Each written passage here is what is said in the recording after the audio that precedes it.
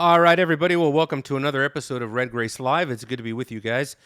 As always, Emilio Ramos here, and I'm joined by Micah Whitehead. Micah, it's good to see you for another episode It's of great to Red be here. Grace Live. Welcome, brother. Yeah, it's good to be here. Yep.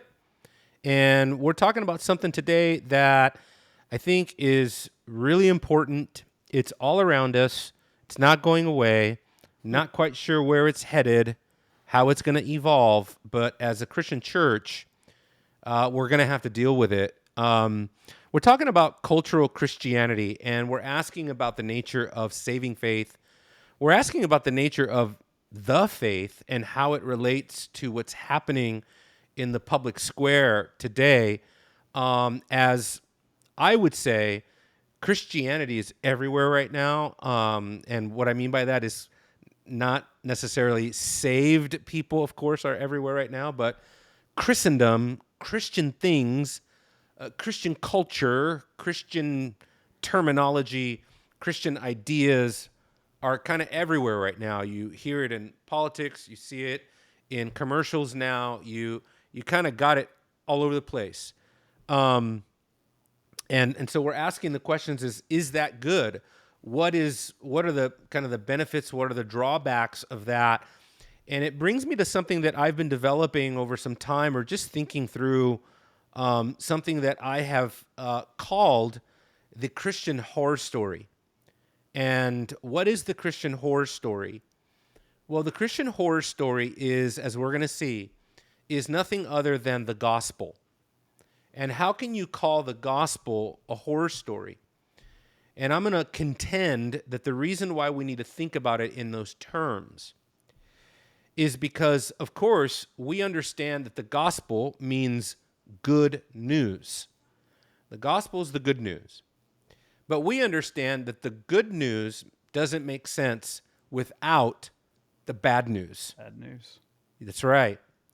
And as we think about cultural Christianity and what is happening today in this cultural moment that we're living through right now, with the rise of conservatism, Trump winning the election had an influence. I have already pointed out, and we've talked about, Micah, the rise of Catholicism and ecumenicalism, It's and huge. what has happened with all of that. Right. Catholicism has exploded.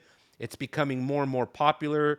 Eastern Orthodoxy, Roman Catholicism, becoming very, very popular through celebrities online that are confessing the Roman Catholic faith.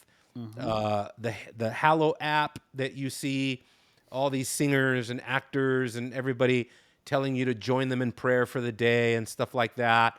Right. So it's becoming mainstream, dare I say, even popular media today, even Hollywood media Mm-hmm. is latching on to Christian kish. In other words, Christian clutter, Christian stuff, Christian iconography, Christian symbolism, Mm-hmm. Christian ideas and moralism and spirituality of a Christian kind. It's really entered the ethos, the cultural ethos, in a way that we haven't seen in a long time, Micah. We haven't seen it. And I wish I had my what is that, brothers? Hold on one second.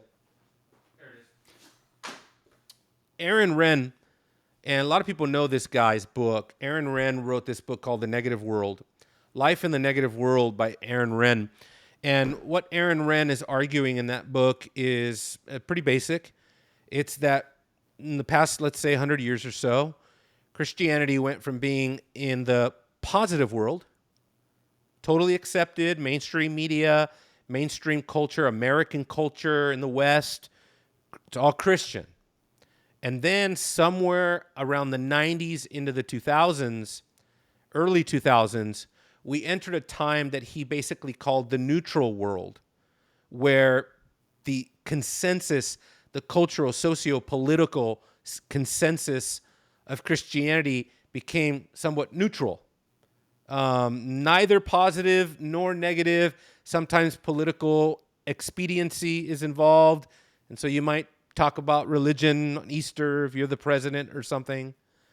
And then somewhere right around the Obama administration and following, we really entered what he called the negative world, where it was an all-out attack on religion. And we know that stuff, right, Mike? I mean, we saw it all. Cancel culture. They're trying to Oh, cancel Christmas, right. the radical woke ideology and stuff. Hmm.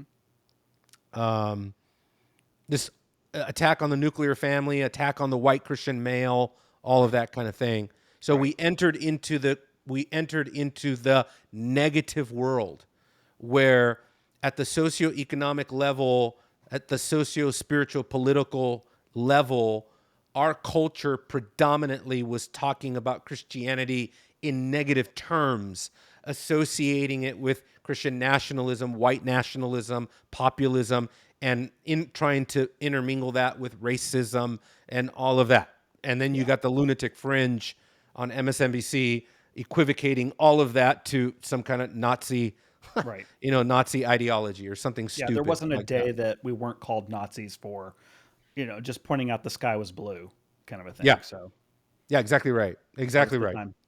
Yeah. A man is a man, a woman's a woman, you're a Nazi. How dare you? How dare you? And then Donald Trump gets reelected.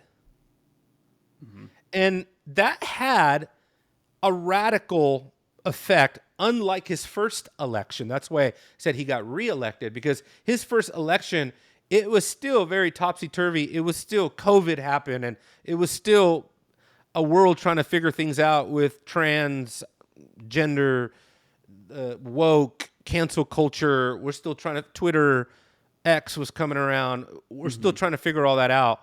And so, what kind of world are we in now? Is it positive world again? Have we completely moved out of the neutral world? Is the negative world really over? It's very interesting times that we're living in right now. And I would say that if you took a Christian sociologist like David Wells, he's a Christian theologian, but he does a lot of sociology.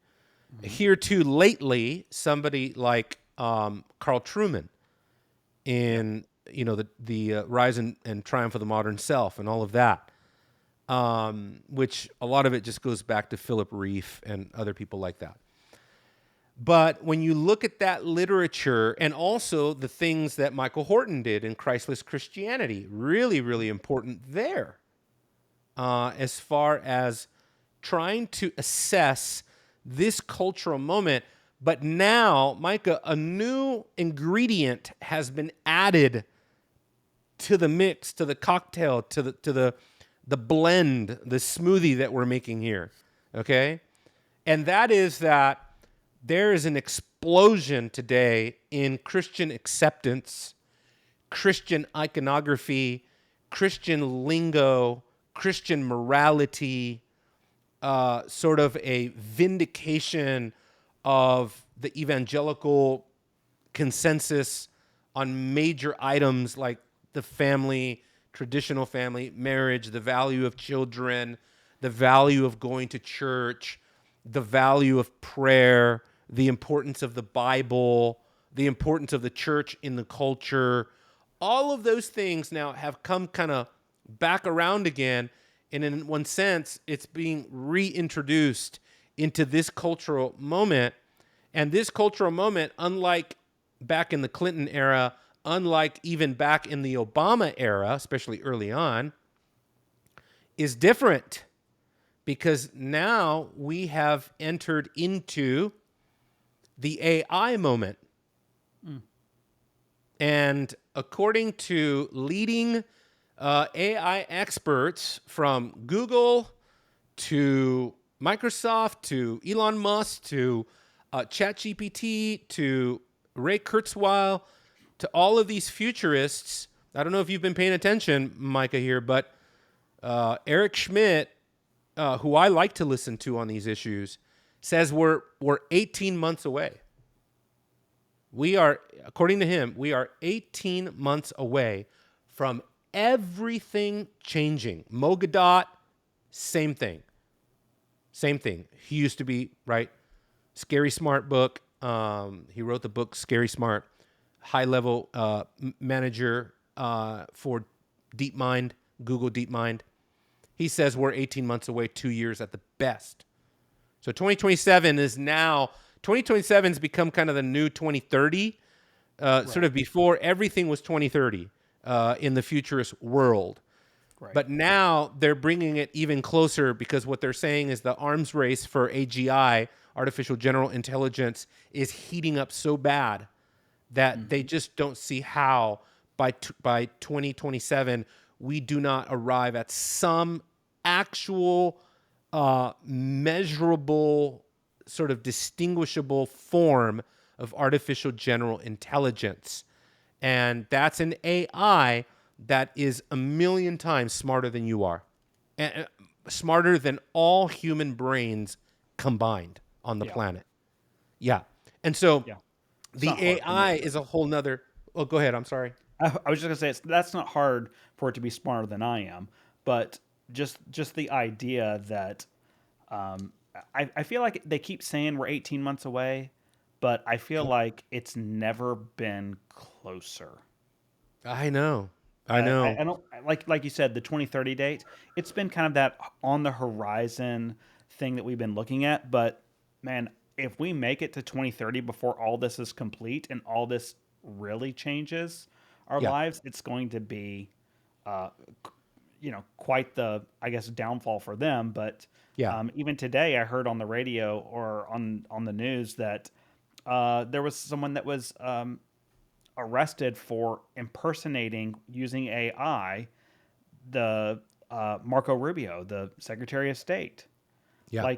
And it wasn't the first time that this has been done in the last 6 months Yeah. to this administration. So Yep. it's this is just the tip of the iceberg. Yeah. It's part of what I've called deep fakeism, Yeah, where you can't distinguish what's real or what's not, maybe even until it's too late. right. I mean, it was too late to some degree with what happened with Marco Rubio because the AI and the imposter behind that actually got all the way to the point where he's having live conversations with heads with government officials Right. and that did not know they were Yeah. not talking to Marco Rubio. So that is a significant development, a threat and danger, scale of danger that has Mhm. gone up. So AI can swallow this whole conversation. So I'm not going to allow it to do that. But but I will say it throws a wild card in a book like this because this book has a certain degree of metrics and consensus that it's working on and that it's sort of projecting without being able to actually fully take into effect how something like AI and living in a world of absolute deep fakeism, how is that going to affect everything? So it's almost impossible to take a book like that. Very great book, Aaron Wrenn, Life in the Negative World, Confronting Challenges in an Anti-Christian Culture. A lot of really great, I learned a lot from that book, a lot of great information that you're going to get from that book. But because of this new technological wild card, it makes it very, very difficult to see where's all that kind of data going. But it brings me to this point right here that for whatever reason, God in his providence and his sovereignty has ordained a surge in popularity in the American and in the Western psyche Mhm. and beyond, and beyond.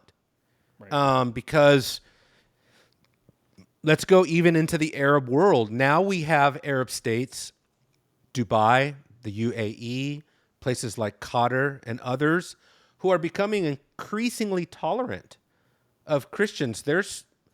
I know people that are ministering in Dubai, Hmm. doing ministry in Dubai. You can have a church in Dubai. You're not going to be, dragged out in the streets like in Yemen or something and persecuted and killed for your faith. So it's very interesting to see how that in this moment, Christian stuff and Christian influence is being allowed to kind of, if you would, come out from behind the, hiding behind the proverbial shed or whatever, and be able to show its face again. And the question that I'm asking is, with so much cultural Christianity around us, why am I so concerned? You would think this is all great, this is all positive, this is all going to work for, this is wonderful for the gospel and everything else. Yeah. I I don't hold that opinion whatsoever. I believe that there's that quote that's always attributed to one person, but it can't be sourced directly to him, where it's apathy breeds something else, and then it goes on into, and weak men create the apathy or the struggle for the next generation. I feel Hmm. like that Christianity being the popular thing or the accepted thing for so long led to our current state, which is Christianity or Christians being weak and not even knowing how to defend their faith, knowing how to articulate their faith, Yep. defending and articulating. They can't even articulate it, let alone defend it. Yeah. So I kind of would rather live in a world where um, it's we have a little bit more pushback from the culture as More of to a what we dividing believe. line, right? Yeah, it's a fine line, but Black and like white. I don't want a Soviet state coming down on me and making sure that everybody's atheist. But Yep. I do want that if you're a Christian and you're gonna go out there and say that you absolutely believe it because it's gonna cost you something. Correct. Yeah, we need that contrast to be able to tell Correct. light from Contrast. darkness, and that's really important.